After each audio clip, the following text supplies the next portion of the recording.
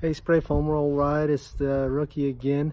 Just getting back here. A while back I posted a couple pictures of a insulation vacuum we're building. So as I was out bidding several jobs today, my dad was out in the shop behind the scenes working on the impeller. So we had the pieces cut out. They're made of 1/4 inch thick steel, huge stuff. And the actual unit itself is pretty big. We're using an 18 horsepower Duramax. I decided to try one of the Duramax engines. They're cheap though. I think it was like $300 or $400 for this thing. We'll see how it compares to other engines like the Kohler. I have a Kohler, I have a Briggs & Stratton, and then of course the Honda was like $1,500. So I thought, you know, I'll just save a little bit of money. If it doesn't work out, whatever. It wasn't like a huge investment. So we'll see how that works. I'll be right back with you to kind of show you a few things.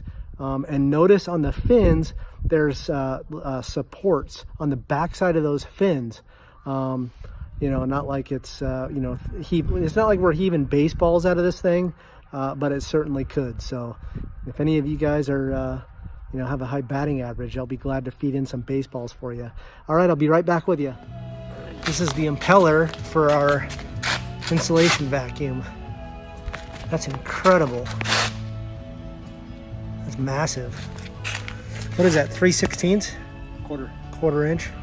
That's gonna be a monster when it starts, when the water spools up, it starts. And there's supports here on the back so that you can see the supports here are for stability.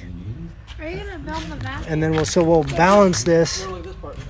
We're gonna balance this before we install it. I'll show you the motor, hang on. So this is the actual blower unit. You can see that it's massive. It used to have an electric motor. We're gonna put some pulleys on it with an 18 horsepower,